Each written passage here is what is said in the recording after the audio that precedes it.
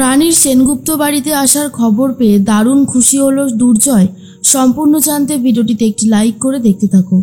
গল্পের শুরুতেই আমরা দেখতে পারি রানী তো সেনগুপ্ত বাড়িতে চলে এসেছে, কিন্তু সবাই তখনও দুর্জয়কে নিয়ে ব্যস্ত। দুর্জয় এত বছর পর বাড়িতে ফিরে এসেছে, তাও আবার অ্যাক্সিডেন্ট করে, সেটা যেন কেউ মেনে নিতে পারছে না। বিশেষ করে শুক্লা খুবই ভেঙে পড়েছে। শুক্লা তখন বলে, চল বাবা, তোকে ভেতরে নিয়ে যাই, এই রোদের মধ্যে আর বাইরে দাঁড়িয়ে থাকতে হবে না। দুর্জয় ভীষণই কান্নাকাটি করতে থাকে আর বলে, মা, আমার কি হয়ে গেল বলো তো, আমি তো একদম সুস্থই ছিলাম। শুক্লা বলে, সব ঠিক হয়ে যাবে বাবা, ভগবান মাঝে মধ্যে আমাদের পরীক্ষা নেয়, আর সেই পরীক্ষায় পাশ করলেই দেখবি সব ঠিক হয়ে যাবে। তুই এরকমটা ভেঙে পড়িস না, সবাই তো বলেছে ভালো ডক্টর দেখালেই তুই সুস্থ হয়ে যাবি। অনিশা, ওকে নিয়ে ভেতরে যাও। এরপর অনিশা ভেতরে নিয়ে যায় দুর্জয়কে। আর এদিকে রানী তো দুনিকে নিয়ে অনেকক্ষণ গেটের বাইরেই অপেক্ষা করছিল। পিঙ্কি বৌদি মনে মনে বলে, রানী আর দুনি তাহলে চলেই এসেছে, কিন্তু ওদেরকে আমি কোনোভাবেই ভেতরে ঢুকতে দেব না। ওরা ভেতরে ঢুকবে না, বাড়ির ভেতরে ওদেরকে ঢোকানো যাবে না। রানী আর দুর্জয় তো আর আমার ওপরে কম অত্যাচার করেনি, অনেক কিছু করেছে, অনেক কষ্ট করে আজকে এই জায়গাটা আমি পাকা করেছি। কোনোভাবেই আমি এই জায়গাটা ভাঙবো না, কোনোভাবেই না। রানীকে আমি বার করেই ছাড়বো। এর মধ্যেই শুক্লা রানীর দিকে এগোতে থাকে। নিজের নাতনিকে দেখার পর কোলে তুলে নেয় আর বলে, বলতো আমি কে? তোর মা তো নিশ্চয়ই আমাদের কথা বলেনি তোকে, তাই না? এরপর দুনি বলে, ঠাম্মি। যেই ঠাম্মি ওয়ার্ডটা শুনেছে, তারপরেই শুক্লা খুব খুশি হয়ে যায় আর দুনিকে জড়িয়ে ধরে আদর করতে থাকে। বিনুপুনু বলে, ছোট বৌদি দুনিকে সবার কথা বলেছে, ও সবাইকে চেনে, তাই না রে দুনি? দুনি তখন বলে, হ্যাঁ, সবাইকে চিনি। এরপর সবাই কত খুশি হয়, বিশেষ করে মাধুরী, তারপর বিনুপুনু, এরা অনেক বেশি খুশি হয় আর বলে, জানো তো ছোট বৌদি, তুমি বাড়ি থেকে বেরিয়ে যাওয়ার পর প্রত্যেকটা সময় আমরা শুধু ভেবেছি যে তুমি কখন আসবে, তুমি কবে ফিরবে, দুনি কত বড় হলো, দুনিকে কেমন দেখতে হয়েছে, সব কিছু। আর আজকে দেখো, সেই অপেক্ষার অবসান হলো। এরপরেই শুক্লা তখন বলে, আজকে আমার সত্যি খুব ভালো লাগছে, কিন্তু আমার জয়ের চোখটা যদি ভালো হয়ে থাকতো তাহলে এতটা কষ্ট হতো না। মাধুরী বলে, কাঁদবেন না মা, সব ঠিক হয়ে যাবে, ভগবান আছে তো। ভগবান যেমন রানীকে এত বছর পর এই বাড়িতে ফিরিয়ে দিয়েছে, তেমনি ভগবান ঠিকই আমাদের জয়ের চোখগুলো ভালো করে দেবে। রানী বলে মনে মনে, এরা কত আশা নিয়ে রয়েছে যে আমি এই বাড়িতে দুনিকে নিয়ে থাকবো, কিন্তু আমার পক্ষে থাকা সম্ভব না। তখনই পিঙ্কি বৌদি বলে, রানী, আজ তোমাকে আর ডিউটি জয়েন করতে হবে না, তুমি বরং কালকে থেকেই ডিউটিটা জয়েন করো। আজ আমি আর অনিশা তো আছি, আমরা সামলে নেব। আর হ্যাঁ, দুনিকে কিন্তু নিয়ে আসবে না, দুনিকে নিয়ে আসার কোনো দরকার নেই। কথাটা শোনার পর রানীর খারাপ লাগে, কিন্তু রানী বুঝতে পারে এত বছরেও যখন পিঙ্কি বৌদি বদলায়নি, আর বদলাবে কিনা সন্দেহ আছে। শুক্লা তখন বলে, কি বলছো বড় বৌমা, আমরা ভেতরে যাব না দুনিকে নিয়ে? তখন পিঙ্কি বৌদি বলে, আচ্ছা ছোট মা, তুমি বলো না, এখন যদি দুর্জয় সবটা জেনে যায় আর যদি রিয়াক্ট করে, তাহলে কি ওর চোখের পক্ষে সেটা ভালো হবে? ভালো হবে না তো, কেন বুঝতে পারছো না? সেই জন্যই বলছি যে তুমি ওকে এখন ঘরে নিয়ে যেও না, আগে আমাদের দুর্জয় সুস্থ হোক, তারপরেই না হয় নিয়ে যেও। কারণ এই যে দুনি আর রানী, এদেরকে দেখার পর দুর্জয় বেশি চেঁচামেচি করলেই কিন্তু বিপদ, সেই কথাটা ভুললে চলবে না। এর মধ্যেই দেবু তো প্রচণ্ড রেগে গেছে রানীর ওপরে, তাই রানীর সাথে এখনও দেখা করতে আসেনি।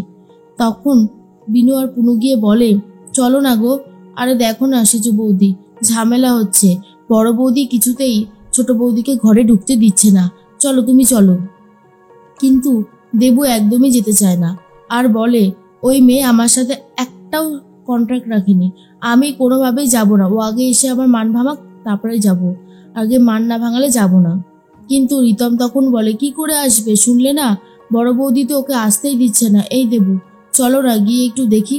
কিন্তু কোনোভাবেই যেতে চায় না দেবু। এর মধ্যেই রানী বলে, আমি তাহলে আসি মা। কিন্তু শুক্লার মন চায় না যে ছাড়বে দুনিকে, আজকে এত রান্নাবান্না করেছে, কোথায় দুনিকে খাওয়াবে, তা তো হচ্ছেই না। উল্টে বড় বৌদি রানীকে অপমান করতে থাকে, আরও খারাপ খারাপ কথা শোনাতে থাকে। তখন রানী বলে, আমাকে কথা শোনাচ্ছ শোনাও, কিন্তু আমার মেয়েকে কথা শুনিও না, ও কিন্তু কথা শোনার জন্য এখানে আসেনি, ও অনেক ছোট, ও এইসব সম্পর্কের জটিলতা বোঝে না, তাই ওকে এই সমস্ত কথা একদম বলবে না, আমি চলে যাচ্ছি। তারপরেই রানী দুনিকে নিয়ে ফিরবে বলে ঠিক করেছে। আর তখন দুনি বলে, মা আমরা যাব না ভেতরে? রানী বলে, না মা, অন্য আরেকদিন যাব, আজ চলো আমার সাথে বাড়িতে চলো। শুক্লার মন মানে না।